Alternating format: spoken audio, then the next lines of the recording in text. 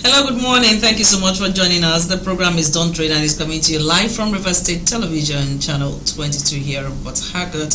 I'm Utuna here at Zwena. And of course, as it is a tradition, we come on here every morning and we try to get into those very trending issues. Let's know what is happening.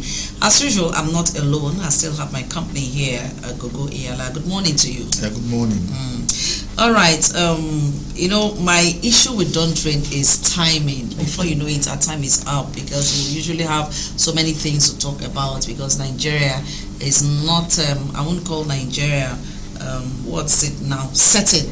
In drama, they'll tell you that location, that's a setting. Nigeria, I won't say Nigeria is the setting for any kind of drama piece, for any kind of playlist. But we have so many things that have been happening, so many things keep unfolding, and we'll just get to see a few of them this morning. So just roll with us, one after the other, we'll go through. And now we'll have the first one coming from the Punch newspaper. A headline here reads, FG withdraws contempt suit against Labour. NLC may suspend strike. FG withdraws contempt suit against Labour. NLC may suspend strike. That is coming from the Punch newspaper. And we'll have the next one still from Punch. NAF bombs 3 boats stealing crude in rivers. NAF bombs 3 boats stealing crude in rivers. That headline is coming from the Punch newspaper. The next one from the Punch is Obaseki dismisses impeachment plot, says Shaibu planning APC defection. That is coming from Edo State. Obaseki dismisses impeachment plot, says Shaibu planning APC defection. Then the last one from the Punch, results of states owing WAEC will not be released. HNO. Results of states owing WAEC will not be released. HNO. Well, just for those that are yet to know, WAEC result for the year 2023 has been released, so you can, if your child or your ward wrote, please go and find out and know the position of the child so that you know the next line of action to take. Now, Gogo, we just looked at the headlines from Punch. Which of them would you have interest in? I have interest in Obaseki dismissing impeachment plot according to Shaibu, saying that Shaibu is planning to defect to APC, and I know that he came from APC. Both of them. The problem with politicians, if you feel that this place is going to be comfortable for you, you just cross carpet. You get there. It doesn't look like this is what I want. I can't cope. I don't like the faces of this person. I don't like their ideologies. I don't like their interests. And then you move on quickly. You advance to the next one. So I think the problem here is not just that Shaibu wants to defect to APC. The ideologies do not tally anymore. And last week, his deputy Shaibu had accused him of using the state assembly to impeach him. And he is now saying, oh, there's nothing like that. There are no plans to impeach him. But if the man has cried out foul, had to even go to court to get an injunction stopping the state assembly from impeaching him, all these are just preparation for their forthcoming election. What do you have to say about that? Basically, I think there's something wrong with the Edo State system.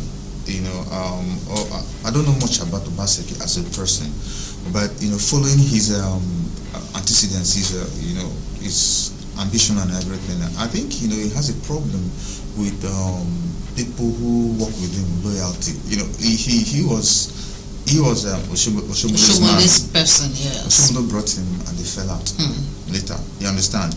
And then when he fell out to Oshomole, he wanted to come for a second time. He now ran to Wike. Wike supported him, even went to campaign for him, and then he won the election, and then he fell out with Wike. You understand? And at that time, his deputy was his tight man. His deputy came from the same senatorial district as Oshomole, and this deputy fought Oshomole to a standstill for them to win that election. And now, this loyal man is also having a problem with him. So, considering the number of persons he has had problems with, we would rather say the problem is with him and not with the people. Could it be with him? Because when it comes to politics, we're talking about ideologies and interests. Nigerian politicians don't have ideology. What they have is interest. because if they have ideology, they won't be shifting or jumping from one party to the other. You know, anyone that doesn't favor them at the time. You just see the party as it's to deliver, the platform to actualize their ambition. They are not loyal to the party. They are loyal to themselves. They don't. Some of them don't even know the ideologies of the parties. In fact, Nigerian politics is not about ideologies. Because if I ask you now, what is the ideology of PDP? You don't know. What is the ideology of APC? You don't know. What is the ideology of They don't have ideologies. What we do is we don't have interest. Personal interest. Personal interest of all. Because even the voters, we don't know the ideologies of these parties. What we know is candidates. And so if this particular candidate interests us, we follow him. If today, what's his name, Obi drops Labour, you understand? Most of the people who today are shouting Labour will shift from Labour because they don't even know the ideology of Labour. All they know is Obi. So we are after candidates, not even the parties and what they stand for. Yes. Okay, now this one on FG withdrawing contempt suit against Labour, NLC may suspend strike. I was actually expecting this. I wouldn't say I'm surprised because they have been talking, and FG came up to say, oh no, Labour, that protest was all wrong. You cannot go on strike and all that. You cannot stop it. That was one thing. Even if they tried to use the court and made it look like it was contempt of court for Labour to have gone ahead to carry out the protest, I just knew that they were just threatening. That was a huge threat, okay, to just stop Labour from moving on. And it dawned on them that if these persons decide to carry on with their plans, that they were going to get to the end of it. So that's the way I say. That's how I'm going to actually look at it. That's my deduction from this whole thing, that they just saw it and said, okay, let's try to stop these people. But they saw that Labour couldn't be stopped. The protest went ahead and they said, okay, fine. And then Labour gave their own threat. If you do not withdraw the suit, this is what we're going to do. So the federal government had no choice but to first of all, I'm a lawyer. From my little experience, about court processes, I know that it is the court that declares an individual or an organization to have acted in contempt. The judge, gives an order, or maybe ask you to come around, you don't, or you do. Then it's the judge that feels contented. Because at the time, the federal government said that Falana, representing Labour, said that what Labour was doing was not in contempt of court in any way. It's the judge that will feel being put in contempt and say, okay, I declare you are for contempt of court. It's not for a litigant to run to the court and say, this man has acted in contempt of you. Of course, a litigant can bring an act that this man, you told him not to protest, now he's protesting. Then the court will decide whether it is contempt or not. It's not for the litigant to tell the court it is contempt. So there's something. They were running ahead of the court. They were running ahead. They wanted to do everything to stop Labour. Yes. They didn't want the protest to hold. Okay, we'll move on to the Vanguard newspaper. From Vanguard, we'll have our first headline here, which says, Ministers, Senate stops El Rufai, Okotete, Danladi. Minister, Senate stops El Rufai, Okotete, Danladi. Next one says, Biafra, sit at home is dead, buried, Nnamdi Kanu. Biafra, sit at home is dead, buried, Nnamdi Kanu. Then the other one, still from the Vanguard, billion naira debt. WAEC withholds results of candidates from 8 states. Billion naira debt. WAEC withholds results of candidates from 8 states. Then the next one says, no plot to impeach Deputy Governor Obaseki. Okay, we've talked about that when we read out the Punch headlines. Then the next one from the Vanguard, FG withdraws contempt charge against NLC. TUC, this one is coming up again. We just finished talking about it. Okay, so that's about that for the Vanguard. Now, my interest in coming from Vanguard is this one, billion naira debt. WAEC withholds results of candidates from 8 states. Now, WAEC results are out. Some candidates that wrote in these states will not have their results. Some from practice, the larger number WAEC said 2 states, especially some are owing, but 2 states are owing them, and they cannot release results from those states. In fact, one state, Zamfara State, no candidates wrote WAEC. No, there was no candidate from Zamfara State in 2023. And then Niger State, WAEC mentioned Zamfara and Niger, but for Niger they are owing, so their results will not be published. WAEC says we need the money, we are running the exams, we keep preparing, and we keep publishing. And I want to commend WAEC. From last week they said, okay, results will be out this week, and yesterday they actually published the results, so that's a good one. And for them to mention Niger, mentioned Zamfara has been owing, Niger has been owing, and you don't expect that other states will pay up, and WAEC has to run or prepare for exams for candidates with money from these other states. Yes, first of all, I say congratulations to WAEC for allowing them to even write the exams, because the universities and tertiary institutions would allow you write exams. If you write, you're wasting your time in the tertiary institutions, because your results would not be uploaded. Yes. So but WAEC was lenient enough for them to write these exams. But I think a lot. I don't know what's wrong with our civilian government. If the state government comes up to say, I'm going to pay your WAEC for you, and the parents now believe in you and trust you, why don't you do what you've agreed to do? Why put the lives of these young ones in jeopardy? I think with the new minimum, with the new oil subsidy money that is everywhere, this shouldn't be too difficult for these states to pay this debt.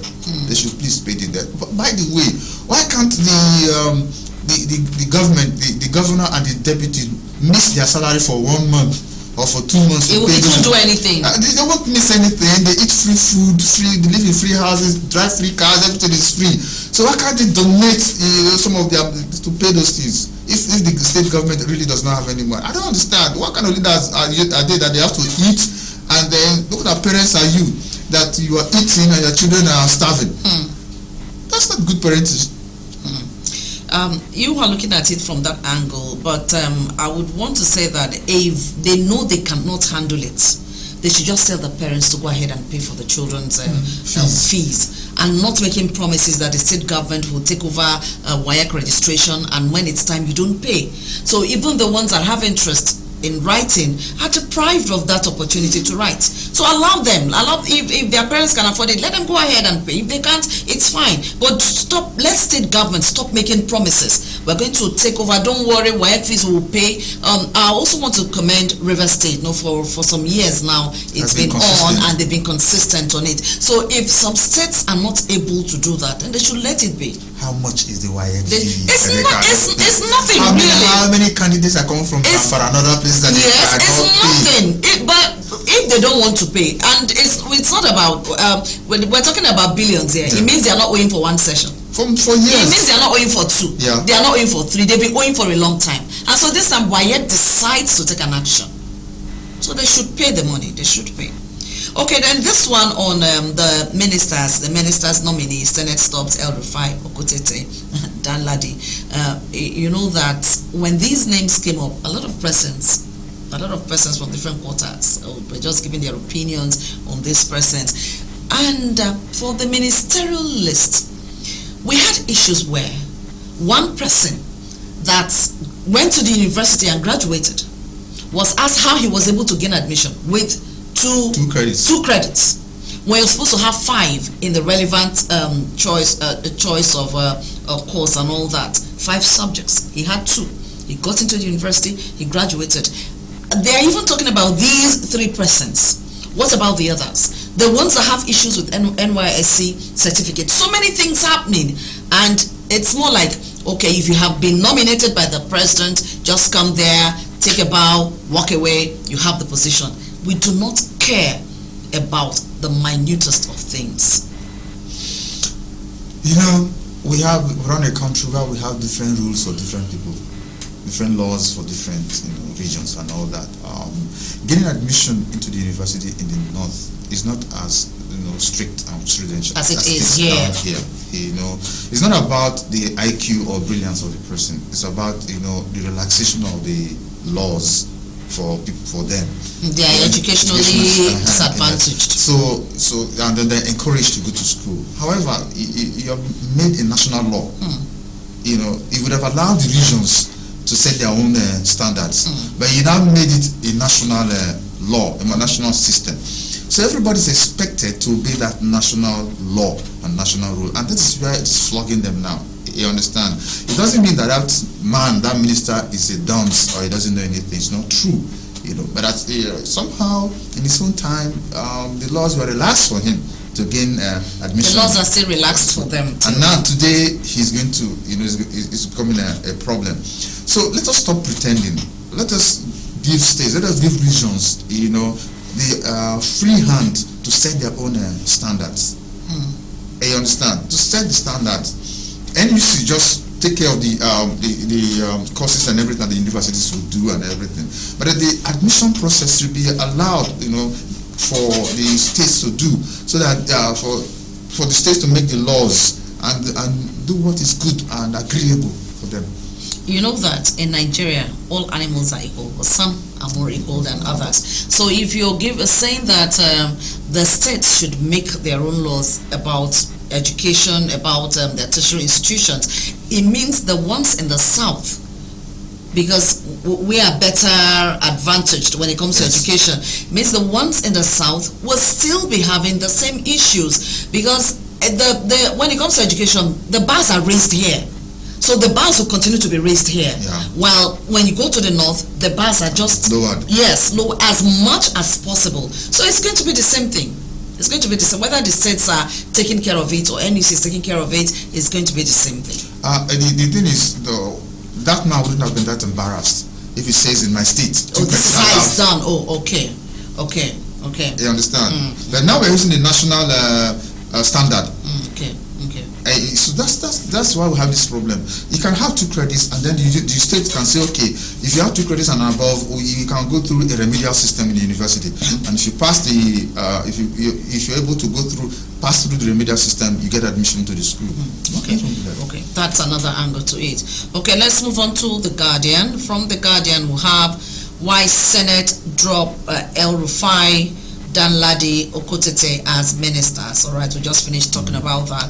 Then we'll move on to The Nation newspaper. From The Nation, we'll have Shan Jakba syndrome. CMD tells young doctors. Shan Jakba syndrome. CMD tells young doctors. Then the next headline reads, WAEC withholds results of Zamfara, Niger, 6 others. WAEC withholds results of Zamfara, Niger, 6 others. We've talked about that. The next one is still from The Nation. NNPCL heads to appeal court over Ararume's removal as board chair. NNPCL heads to appeal court over Ararume's removal as board chair. Meanwhile, a line is being thrown open. You can participate. Call us. A line is being displayed on the screen. The next headline there reads, federal government drops contempt charge against NLC leaders. Federal government drops contempt charge against NLC leaders, and that happens to be our last headline from The Nation and the last for today. Okay, we've talked about NLC and the federal government. I want to talk about this Jakba syndrome and the doctors. You know, these people put in so much. They spend the longest time in the university. They come out, they have to do a lot, housemanship, go from there, you go for residency and all that. And if they want to, if they are feeling dissatisfied and want to move on, I don't think anyone should be discouraged. It's like working in a particular organization and the job satisfaction is not there. You know, sometimes it may not just be there, and sometimes we're just after the money. Let me just, I like the pay. So I'm just there because of the pay. And you know that if the passion is not there, no matter what you're paid, you just go in because you want to get the money, but the passion is not there. So the day you just get tired, I can't do this anymore, you walk away. Now, but these ones have passion because you're dealing with human lives. So there has to be passion. In as much as you understand that there are some that are doctors today because they are fulfilling their parents' dreams and aspirations. But the ones that went in for the course because this is what I like. I want to take care of people, I want to save lives. Then you go in there. And then you realize that you put in so much and you're getting little out of it. Then there's an opportunity to move, because you're told it is not greener out there, it is still green here in Nigeria. As you just notice that one doctor keeps working, he has to work here to make ends meet. He does some hours here, before you know it is here, he's there, he's working 3-4 hospitals in a day just to be able to take care of himself and his family. And they are told to stay back because these ones are young, these ones are inductees. So you're trying to say how you can stop them from considering the Japa syndrome. Well, first of all, it takes quite a lot of money, time, resources and everything to train a doctor.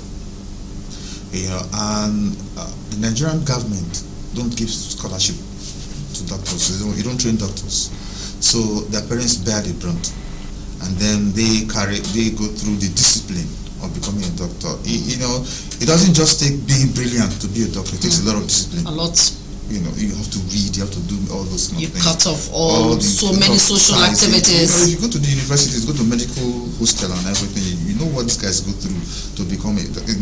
Guys like me will never graduate as doctors. Because you're always on the move. So, they went through all that to become doctors. And at the end of the day, there's no fulfillment in practice, in doing their job. The next thing is, because they're looking for happiness, where do I go that I can find fulfillment? Where do I go that I can find happiness? It might not be just all about the money, but it's about the working condition. Where do I go that I can learn new things? There are some equipment that you are taught in school. You go to the Nigerian universities, you never to these hospitals, you never see those equipment. You never see those. Everything is just theory. But when you go abroad and work in those hospitals, then you see, this is what they call this. That the taught us in school, I've not seen it before. That excitement. So you grow, you learn more, and then the expansion is possible. You understand? You come back here and you talk with your fellow doctors in Nigeria. It's as if you didn't graduate from the same school. You are here, they are here. That's because of the exposure and everything. So anybody that has the passion to grow, anybody that has the opportunity, and any person that really wants to be happy and has the opportunity to find happiness, please allow him to find that happiness. And you know that with the brain drain in recent times, the number of doctors that left Nigeria, you would say that I am not envisaging a situation where we would not even see doctors to take care of patients here. But the number that left the country, I will not put the blame on them at all, because just as you said, they are looking for better working conditions. That's number one. I know that the pay is there, but the number of persons that have left the country because of the search for greener pasture, because of the search for better working conditions, is such that we need to be concerned. Federal government actually needs to be concerned about that, because if something is not done, you didn't see them through school, so you can't stop them from moving. If something is not done, they just wake up and they just keep moving. Because you must prove that you have every reason to stop me. Number one is my fundamental human right. I can move at any time. Number two, you didn't see me through school. You didn't pay my fees. You can't stop me from moving. But if something is not done and then they just keep going, okay, look at the rural areas. For instance, go to the medical facilities at the rural areas. How many of them have nurses? How many of them have doctors? Yesterday we talked about the schools. You will notice that even the doctors that are sent there, by the time you get there, nothing is happening. The place is looking dead. You have one or two nurses just strolling in once in a week or twice in a week, and nothing is happening. So what is the motivation that doctor would want to go back there? So he decides to stay back in the city. He decides to look for other things to do in the city. But if he goes there and, wow, this is good, this is what I want to do, you have the equipment, you have everything going, I don't think the person would want to just walk away. Yeah, the same thing we're talking about. They send you to a rural area, you go to the health center, first of all, that particular community doesn't have electricity, and then so by 6 o'clock, 6, 7, the whole place is dark. and you're expected to stay there. And then, because they don't have electricity, you can't get good water because you need electricity to pump the water. You know, if there's a borehole, but probably there's not even a borehole, so you don't even have to expect it to get water from the well and wherever. So you expect this doctor to stay there. You know, after all these years, he knows, he's a doctor, man. So he knows good water, he knows clean water. He knows the kind of diseases that he can get from, you know, from that kind of system. So for his own safety, you know, it will be best for him to leave and not to stay, because he will be risking his life. And then he doesn't have enough money to buy all the bottles of water that he will need to go there and everything and stay and serve the people. So make the conditions right. You know, that's why we need rural electrification, because the consequences are far-reaching. You know, so make it right, make it attractive, make it should I say, quite interesting for them to stay. All right. Okay, our time is up at this time. We need to wrap it up. We want to thank you for being part of it. We hope to do this again. Tomorrow is Wednesday. We'll do this Thursday morning. For tomorrow, we'll have the social media team, have the social media